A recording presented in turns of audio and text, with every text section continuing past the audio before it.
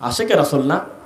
10ই মুহররম গেছে আর তুমি শেষ, 12ই রবিউল আউয়াল গেল আর তুমি শেষ। ওই যে দেখলাম একজনের মাথায় লেখা 12ই রবিউল আউয়াল আর ডান পাশে লেখা সকল ঈদের বড় ঈদ। এটা লেখা একটা লোকের আল্লাহর কসম বিড়ি খাচ্ছে, আল্লাহর কসম বিড়ি খাচ্ছে। ফেসবুকে এখনো আছে, মুখ ভরা দাড়ি। ওই নবীর এই মিছিল করতে করতে 12ই রবিউল আউয়ালে ক্লান্ত হয়ে একটা মসজিদের ওই যে সিঁড়ির কাছে বসে না কোথায় বসে বিড়ি খাচ্ছে, দেখছেন না? এইটা তোমার আশেক। আর কলিজা যদি বলতো বের করে দাও তো দিয়ে দিত, জীবন দেওয়া লাগবে রেডি। তারা লটারি করতো কে কার চাইতে আগে আমার নবীর জন্য জীবন দেবে, তার নাম হলো আবু বকর। ঠাট্টা করো মিয়া তুমি। তিনি বলতেছে উমার বসো, উমার ফাআবা, উমার বসলো না, অস্বীকার করলো। ফাআবা মানে অস্বীকার করা।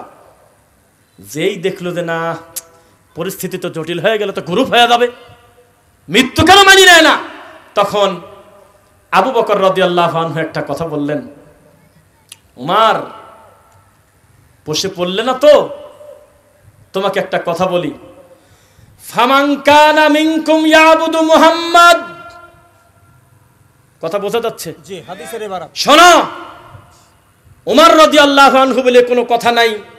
এতদিন পর্যন্ত কেউ যদি মুহাম্মদ সাল্লাল্লাহু আলাইহি ওয়াসাল্লামের ইবাদত করতে, ফা ইন্না মুহাম্মাদান কদ মাত, তাহলে নিশ্চিত থাকো মুহাম্মদ আজকে থেকে মরে গেছে, ইবাদত বাদ। বোঝা যাচ্ছে না? জি জি। আপনারা কি নবীর নামে জিকির করেন না আল্লাহর নামে? আল্লাহর নামে। নবীর নামে জিকির হয় না দরুদ হয়? দরুদ হয়। তাহলে আমাদের দেশে মানুষের নামে জিকির হয়, মিথ্যা বললাম? না না, অবশ্যই সত্য। সে শাহ আলী, কুত্তা আলী, হু হু কু কু করে, হে হে হে করে, এগুলি কয়, আর হলে মাথা ঝাঁকি পারে, রানিং জালসার মঞ্চে লাভ দেয়। মিথ্যা না সত্য? সত্য। আল্লাহকে ডাকতে ডাকতে এই যে এরকম বাসে লাভ দিয়ে উঠে পড়ে যাচ্ছে। সি সি সি সি। এই দৃশ্য যদি কোনো অমুসলিম দেখে, নতুন করে কালেমা পড়া বাদ দিয়ে বলবে আমার তো 3 মাস পর পর দুর্গার সামনে নারকেল ফাটা নেই ভালো। এ কালেমা পড়ে আর খালি উপর দিকে লাভ দেয়, এটা কোন ধরনের ইসলাম? এটা অভদ্রতা, নোংরামি। জীবনে আবু বকর জিকির করতে করতে, মুহাম্মদ সাল্লাল্লাহু আলাইহি ওয়াসাল্লাম জিকির করতে করতে তার অন্তরের হাল এমন হয় নাই যে 1 ইঞ্চি নড়াচড়া করে গেছে, কোনোদিন হয় নাই। যে সুবহানাল্লাহ বলতে বলতে, লা ইলাহা ইল্লাল্লাহ বলতে বলতে আবু বকরের এমন একটা হাল চলে গেছে যে 3 ইঞ্চি নড়াচড়া করছে। কথা বোঝা যাচ্ছে? কোনো দিন ঘটে নাই। তোমার এত ইশক আসে কোন জায়গা থেকে? তুমি হু হু কু কু ইল্লাল্লাহ বলো আর খালি গাছে ওঠো, নাউজুবিল্লাহ নাউজুবিল্লাহ। এগুলো ধর্মের নামে নোংরামি। ফা ইন্না মুহাম্মাদান কদ মাত ফামান কানা ইয়াবুদু মুহাম্মদ। এতদিন যদি কেউ মুহাম্মাদের ইবাদত করে থাকতে, তাহলে মুহাম্মদ আছে তো ইবাদত আছে, মুহাম্মদ নাই ইবাদত নাই, তাহলে আজকের থেকে ইবাদত শেষ হয়ে গেল, কেননা তিনি যেহেতু মারা গেছে ইবাদতও নাই। এরপরে বলতেছে ওমান কানা ইয়াবুদুল্লাহ। আমি আরবি পড়ব, আপনি আলেমের মুখের দিকে তাকাবেন, অর্থ কত কঠিন। ওমান কানা ইয়াবুদুল্লাহ, তবে কেউ যদি আল্লাহর ইবাদত করে থাকতে এতদিন, ফা ইন্নাল্লাহা হাইয়্যুন লা ইয়ামুত, আমার আল্লাহ আগে যেমন ছিল তেমনই আছে, তিনি মরে না।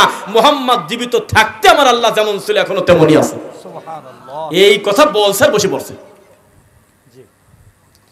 40 বছর ওয়াজ শুনলো, তাও জোয়ার দাদি পান খাওয়া ছাড়ে না। 30 বছর ধরে ওয়াজ শুনলে এখনো ছেলের সম্পত্তি মেয়ের সম্পত্তি ছেলেকে লিখে দিয়েছে, এখনো ঠিক করে দিল না। আর একটা আয়াত শুনে আল্লাহর নবীর সাহাবী দাঁড়ানো অবস্থা থেকে আল্লাহর নবীর লাশের সামনে বসে গেছে। তা আপনি এবার আমাকে বলেন, বক্তব্য দিতে হবে, মানুষের কাছে দিন প্রচার করতে হবে কি দিয়ে? বীর বুজুর্গের গল্প দিয়ে না আল্লাহর ওহী দিয়ে? আল্লাহর ওহী দিয়ে। আমাদের সমাজে ওহী বেশি চলে না বাপদাদার গল্প বেশি চলে? বাপদাদার গল্প বেশি চলে। রাখো তোমার কোরআন হাদিস, আমি কত বুঝি? জি না, হিসাব একদিন হবে, হবে কিনা বলেন? বিচারের মাঠটা বড় কঠিন। কেন জানেন নাই? না জানার কারণে আপনি ডবল পাপী, জানার গুনাহ থেকে আপনি বাঁচতে পারবেন না। কেন আপনি ইলম অর্জন করেন নাই?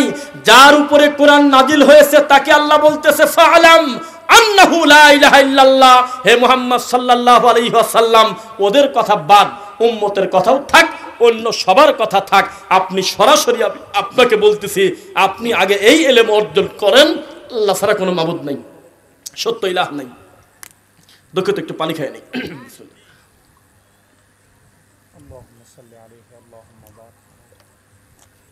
আলহামদুলিল্লাহ। কথা বোঝা যাচ্ছে?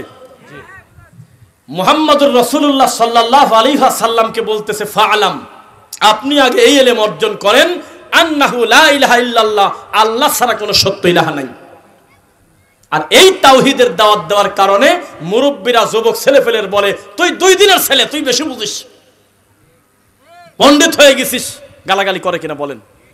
জি না, এখানে বয়সের সাথে কথা না। উমর রাদিয়াল্লাহু আনহুর ছেলে, এটা চারটিখানি কথা না, বাপ বেটা দুইজনই আলেম। সুবহানাল্লাহ। ছেলের কাছে গিয়ে বলতেছে একটা মাসালা লাগবে।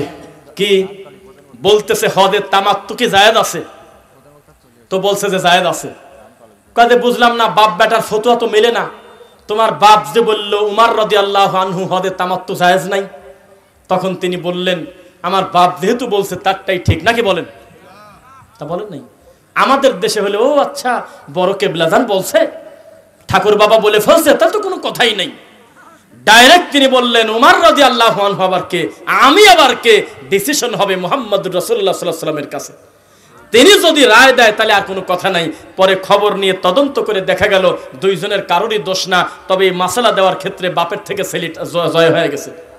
কারণ উমর রাদিয়াল্লাহু আনহু আল্লাহর নবীর আগের কথাটা শুনতে কষ্ট হবে হদে তামাত্তু করতে, তিনি নিষেধ করেছিলেন। পরবর্তীতে তখন অনুমতি দিয়েছে, কিন্তু অনুমতি দেওয়ার কথাটা বাপের আগে ছেলে শুনে ফেলছে আগে।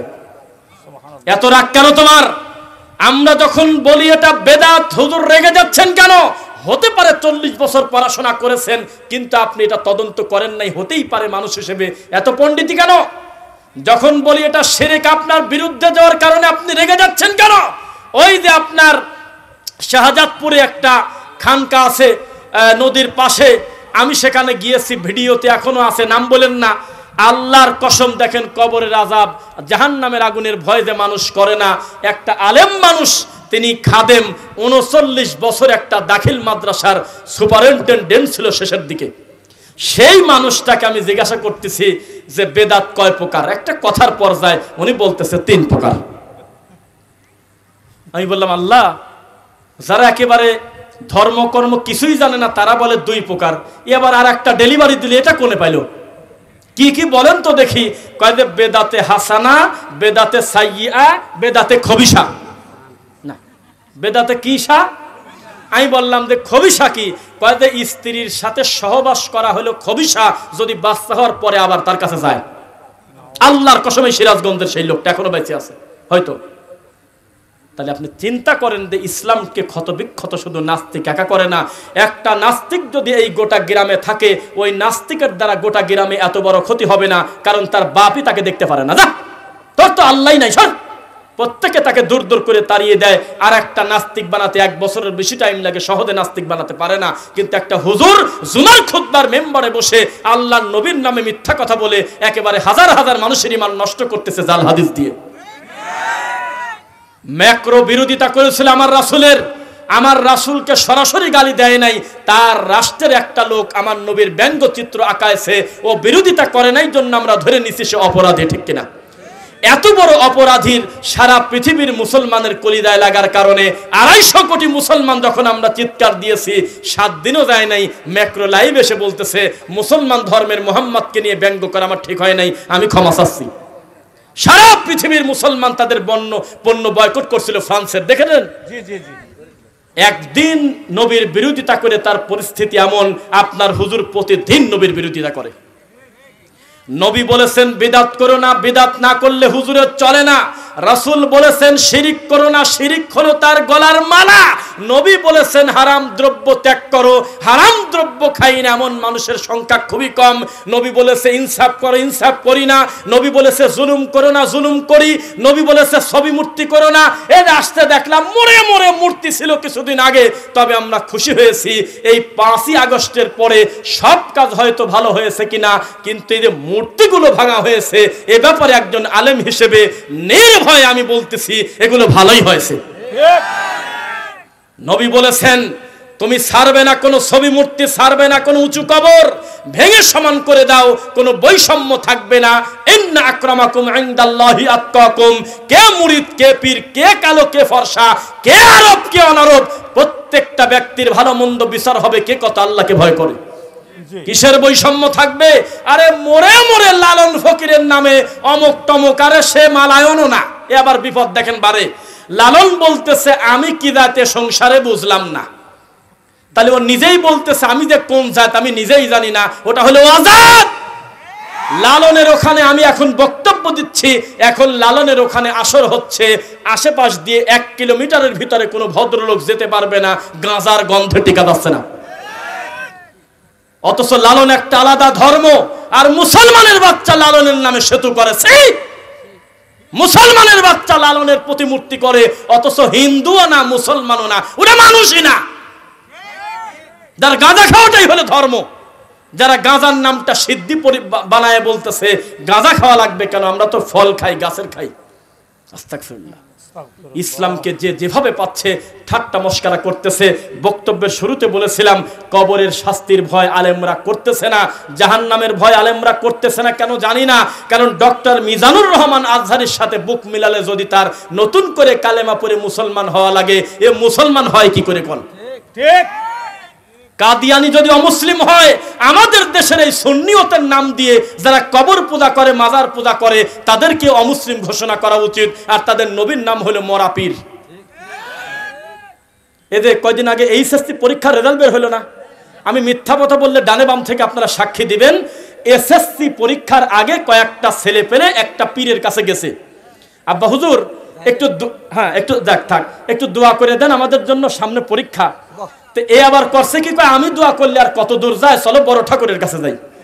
ও যায় সারি ওই মরা পীরের কাছে যায়, বলতেছে আব্বা ও হুজুর কেবলা যান, ও বাজান, ওই যে ওরে পরীক্ষা সামনে কি বারে, এটা আবার বলায়ও নেয় যাতে বানান ভুল না যায় ঠাকুরের কাছে।